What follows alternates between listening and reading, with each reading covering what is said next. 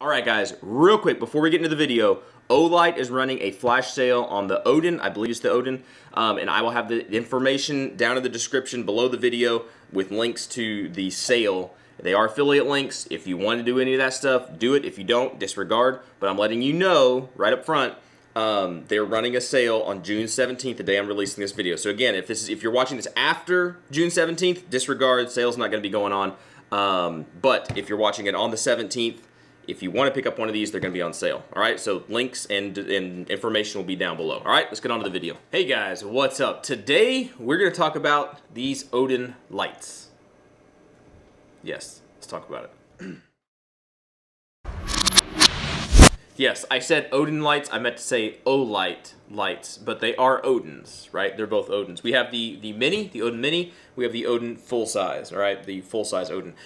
Before we really get into it, I do need to say both of these lights were sent to me by OLIGHT. They wanted me to look at these things and talk about them, and I said, sure, why not? As long as I can say whatever I want to say, and if it's good, it's good. If it's bad, it's bad, and they were perfectly fine with that. So, we're going to jump into this thing. Like, initially, when I did the first impressions video, when I unboxed these things, specifically, I think it was the Mini. They sent me the Mini first. That's the one that I requested when they asked me if I wanted to do this review. And I requested the Mini, and I requested it in like this tan color thing they got going on. And I specifically wanted that because I wanted to put it on this 762x39 AR build thing that I got going on. And it's kind of like a 50 Shades of FDE. And so I thought this would work out really well with this color. And it does. It contrasts very well. It kind of goes with the whole theme of this guy. But when I first got it, I noticed a problem. Okay, that problem was addressed. It had a faulty tape switch, whatever you want to call it, the tail switch thingy. It had a faulty one. I tried to use it. It just wouldn't work. It wouldn't turn on when it was supposed to turn on. It would turn on when it wasn't supposed to turn on. You'd like bump the light and it would just come on. I'm 100% sure that it was the tape switch, right? And the reason I say 100% sure is because I reached out to them and said, hey, here's a problem. We have a problem. I can't really do a review on something that comes broken. And so they immediately sent me out another one. They said they were going to send me out another one, and I said, hey, if you're going to send me out another light, right, another Odin Mini, if the Odin tape switch is the same, then just send me an Odin, and then I'll just do a double review, right? Instead of just the Mini, we'll do both of them. We'll contrast them a little bit. And they were nice enough to go ahead and send that out, and it just took a couple days, and I got the other tape switch, and it works just fine. So something was off with the tape switch on the Odin Mini, which is the exact same as the Odin, right? They're totally interchangeable, look exactly the same, they're the same thing. And the Odin tape switch works perfectly fine, which is great. So now I have the ability to be able to test out both of these lights, and it's been pretty fun, all right? Now, I kind of wish I'd had these lights about 3 months ago, because if you know, we're up here in Alaska right now, and we are now getting into summer to where the sun is staying up until like, 10 o'clock, 11 o'clock. It's like super, super late, right? And we're getting very short night times, right? Times of darkness. Whereas a few months ago, it was the opposite. We're getting a lot of dark, right? And so having lights would have been a lot more useful and being able to see things and, to do more testing like that. But these are still very helpful to have. And even at night, for this particular build, the reason I wanted it for this gun is because this is supposed to take place of the bedside gun that I got going on, and to be able to illuminate at night, right, even in a dark house or whatever, you need to be able to illuminate stuff. All right, so before we get off on too many rabbit trails, let's kind of talk about some of these things. Going into this initially, I never had a high, what you call, expectation. Right? I've heard so many mixed things about OLIGHT, so many mixed things. Some people love them, some people hate them, and it seems like that's where you land. You don't land in the middle ground, kind of like Glock. Either you love it or you hate it, right? That kind of thing. That seems to be the OLIGHT kind of thing. I hear a bunch of things about crazy incidences, right? I've never heard from people who have had those incidences happen with some catastrophic failure with the light, but I've heard of other people talking about it, and to me that's just, I can't just say it's hearsay, but I wanted to test it and see it for myself. I've only had these for about a month, maybe, and I haven't had any major blowout issues, like batteries melting or whatever the issue is supposed to be. I haven't had those issues with these lights, okay? The testing that I've done with these, today actually I went out and finally was able to shoot, right, and shoot them on this AK pistol and this AR pistol, both chambered in 7.62. So they're both a little thumpy, a little bit. And I've got to say, as far as that kind of recoil, they perfectly function just fine. They didn't turn on by themselves. They didn't turn off when they were supposed to turn off. They held up fine. I didn't do like a whole bunch of shooting to try to really heat up the guns and try to, like, you know, get that kind of stress going. That's just going to take some time, right? Time will tell, right? I can't take a new product and look at it and be like, this is great, in like 2 weeks. It just doesn't work that way. You gotta use it over time and see how the longevity of it works, because that's really where your money's worth. You could have something that works really well short time, but in a year, does it still work after that? So we'll keep using these, right? And they have not failed to where I'm like, okay, they're done now. No, they are working and they're doing what they're supposed to do. All right, so let's talk battery life, all right? On the full-size Odin, right, you roughly have about 2 hours and 40 minutes advertised runtime, all right? And those are step downs from 2,000 lumens to 1,000 lumens, 760 lumens, 300 lumens, all right? And it steps down in different increments. They don't have an equal amount of time, right? You get shorter periods of time, or longer and longer periods of time, technically. But about 2 hours and 40 minutes is what they advertise for the Odin. For the Mini, it's about an hour and 10 minutes, something like that. So that's a big difference, right? A big difference in your run times, right? When you look at these lights, they're not that different in size. They are different. The full size is definitely about like an inch longer, something like that, and it's a little bit wider.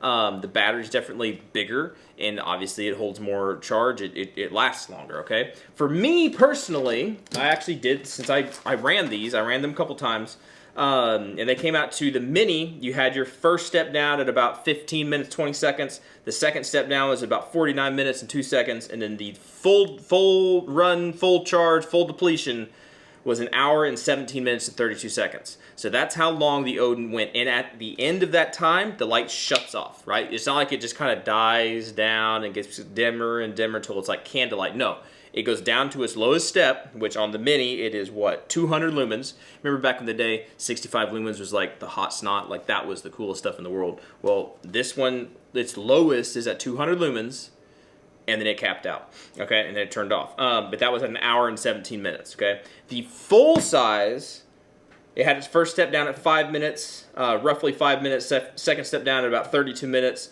third step down at an hour and 23, and its full depletion was at 2 hours and 4 minutes, okay? So not quite 2 hours and 40 minutes, wasn't exactly that, and we ran it twice on the Odin, underwater on the full-size Odin, because the first time I think I must have had the batteries charged up but not fully charged, because it only lasted about the same length as the Mini, right? So I'm thinking something was different. So we charged it up a couple times, fully depleted it, and then charged it up again, put it underwater, and it lasted, you know, for 2 hours and 4 minutes. So that's still pretty good. 2 hours and 4 minutes, that's not bad. When you compare that to a lot of the other flashlights out there, that's the same thing, right? Actually, 2 hours is longer. Most lights that sit on a gun like this are going to last you about an hour, maybe an hour and a half. 2 hours is pretty good, right? Actually, 2 hours is really good. And considering that your final step down, right, the lowest that the Odin, the full-size Odin gets is like 300 lumens, it's pretty good. I'll be honest with you, that's pretty good. All right, so let's talk about mounts. Let's talk about some of the cool stuff about this. This is why I'm glad I had them send me a full-size Odin instead of just another Mini, because the mounts are different, all right? When you get these two things, the mounts are going to be different. Let's talk about, get this out of the way. Let's talk about the Mini. Since that's the first one they sent me, we're going to talk about the Mini. The Mini comes, right, just like this, okay? You have, well, we'll take everything off of it. You have your tape switch, your tail switch. I'm just going to call it a tape switch, not a tail switch. I'm going to call it a tape switch. If there's another nomenclature, another word out there, then I'm sorry. But it comes with a tape switch, which is magnetic, right? It clips onto the back. I'd seen kind of pictures of these and did not know how they really worked, but they work pretty well, where it will just magnetically grab onto the back. It's a pretty strong magnet. You push this ring back here. You don't have to twist it, but you push it and it locks it on. So now it's not going to come off, and this one actually works. The other one doesn't work. You press it and hold it for momentary, or you can click it for constant on, right? And then you click it again to turn it back off. When you use the tape switch, you go straight to full power, right? Depending on the level the battery is at, it's going to give it as much power as it possibly can. If you don't use the tape switch and you take it off, you can press the button on the back, and as you press, you'll get a low beam, right? And if you keep pushing, you'll get a high beam. So there's pros and cons to that. If you're into that, I can kind of see that to where you're just if you're using this as a cop and you don't need, if you need full power, right? If you need full power, just push it all the way and it goes full power. It's not a step every single time.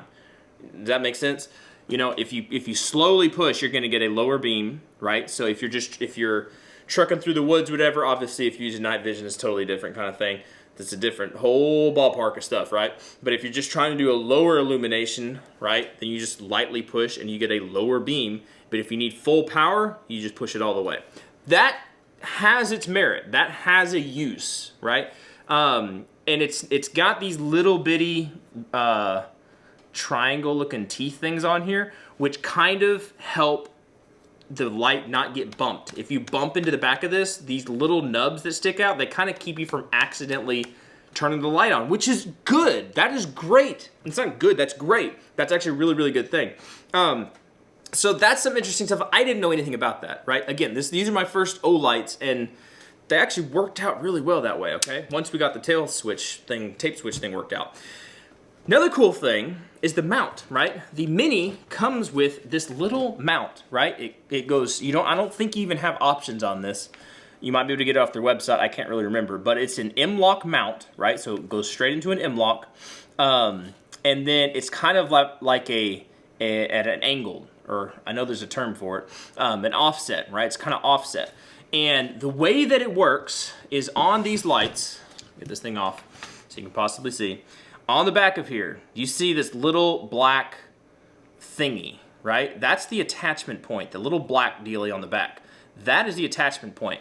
This is compatible with, I'm gonna hope I say this right, with the Surefire Scout footprint, right? Kind of like most little micro red dots are RMR footprint, right?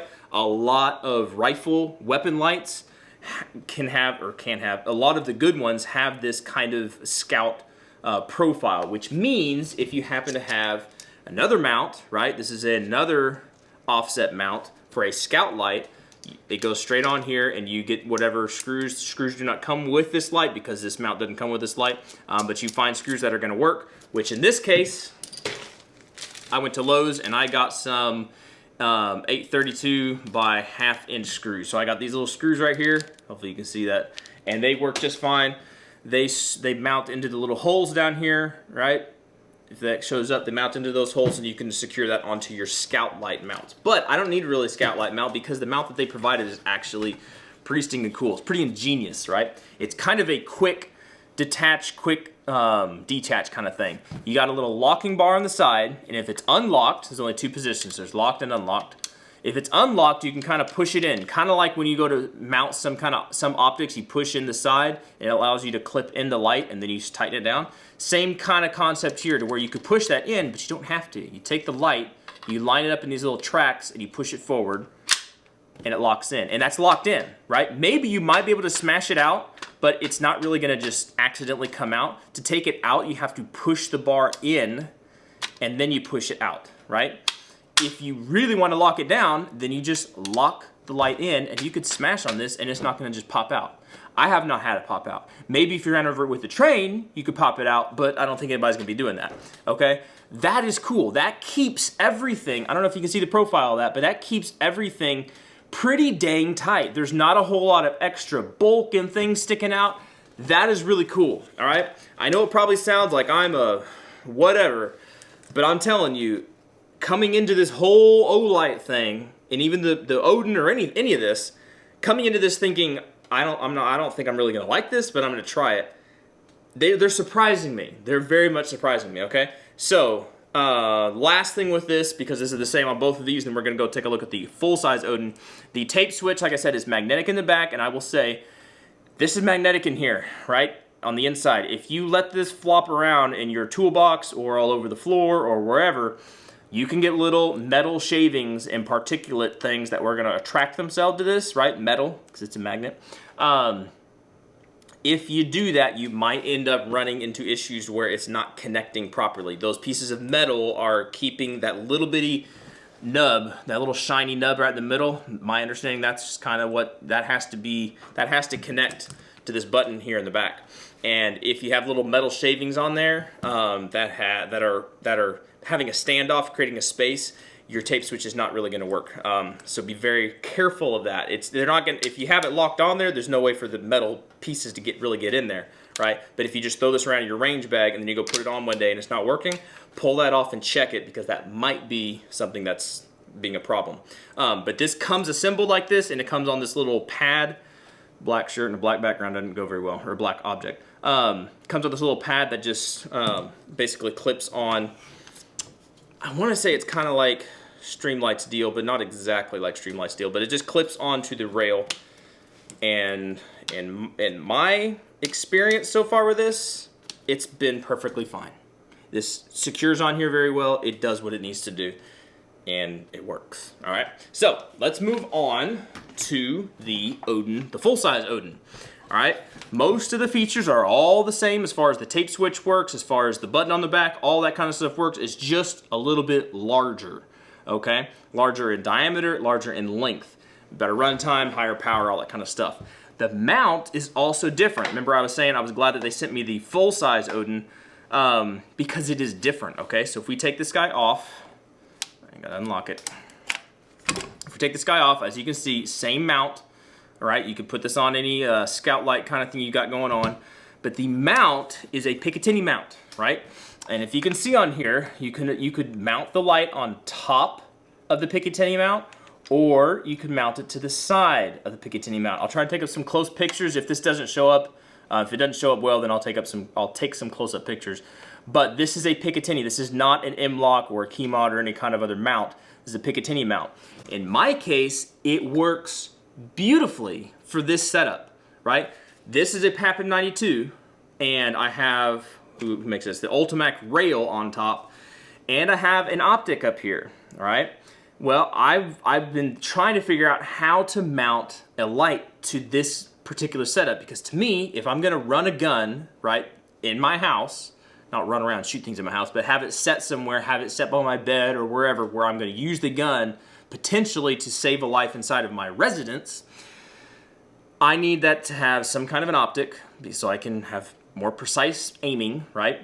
And then I need to have a light so I can identify stuff. Well, this gun has been on the back burner for forever because it didn't have an optic. Now it has one, and I couldn't find a light that would work on here, right? Because either you got to get some kind of mount that's going to obscure your vision, your sight picture and everything. It's going to mess stuff up. It's just stuff's going to be in the way, or to have a pressure pad up here, it's just not going to work. Kind of like on MP5s, it's just kind of hard to find a really good spot to mount a light.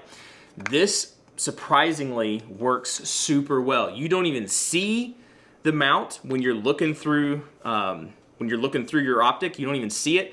And the way that this mounts up here, there's no need for a tape switch. It naturally goes where your thumb can go up there and push the button. For whatever reason, just the feng shui of this one, it works really, really well. I am genuinely surprised that I don't hate this light. Okay, I'm genuinely surprised. The benefit, like I said, of both of these things is I could pop this light off here if I wanted to, because I'm going to use the bigger light on this bigger gun. Unlock this guy.